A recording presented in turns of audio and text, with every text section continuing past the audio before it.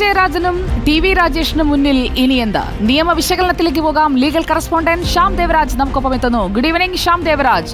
ഇനിയുള്ള വഴി നിയമവഴി എന്ന പി ജയരാജന്റെ ഫേസ്ബുക്ക് പോസ്റ്റ് രാവിലെ കണ്ടതാണ്. എന്തൊക്കെയാണ് മുന്നിലുള്ള സാധ്യതകൾ?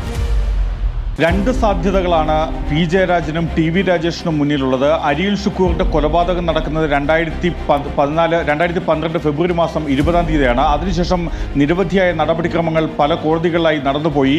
ഏറ്റവും ഒടുവിലാണ് CBI അതിൽ തുടരന്വേഷണത്തിന്റെ റിപ്പോർട്ട് കുറ്റപത്രം എറണാകുളം പ്രത്യേക CBI കോടതിയിൽ നൽകുന്നത്. ഈ CBI കോടതിയുടെ ഈ കുറ്റപത്രത്തിൽ നിന്നിലെ വിചാരണയിൽ നിന്ന് ഒഴിവാക്കണമെന്നാണ് ടി.വി. രാജേഷും പി ജയരാജനും കോടതിയിൽ ആവശ്യപ്പെട്ടത്.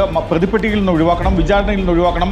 ഈ രണ്ട് കാര്യങ്ങളാണ് ആവശ്യപ്പെട്ടിരുന്നത്. എന്നാൽ ഈ ആവശ്യമാണ് ഇപ്പോൾ കോടതി തള്ളിയത്. സ്വാഭാവികമായും ടി.വി. രാജേഷിനും പി ജയരാജനും മുന്നിലുള്ളത് രണ്ട് വഴികളാണ്.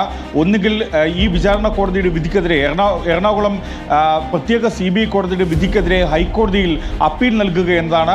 നിയമവഴി എന്ന് പി ജയരാജൻ തന്നെ സൂചിപ്പിച്ചു കഴിഞ്ഞു.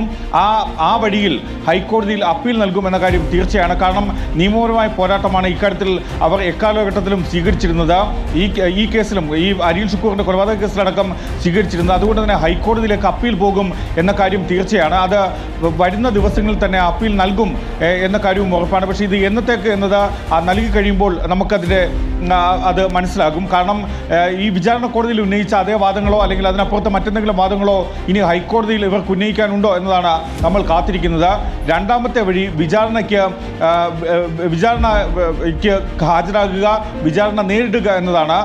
വിചാരണ നടത്തേണ്ടത് ഈ എറണാകുളത്തെ പ്രത്യേക CBI കോടതിയാണ്. ആ കോടതിയിൽ പി ജയരാജനും ഒപ്പം ടി.വി. രാജേഷും നേരിട്ട് ഹാജരാവുകയും അവർ വിചാരണ നേരിടുകയും ചെയ്യുമോ എന്നാണ് നമ്മൾ കാത്തിരുന്ന് കാണേണ്ടത്. അങ്ങനെ ഈ രണ്ട് വഴികളാണ് അവർക്ക് മുന്നിലുള്ളത്. ഒന്നുകിൽ ഈ കോടതിയുടെ വിധിക്കെതിരെ അപ്പീൽ നൽകാം, അല്ലെങ്കിൽ വിചാരണ നേരിടാം. ശരി ശ്യാം ദേവരാജ്, താങ്ക് യു. നമുക്ക്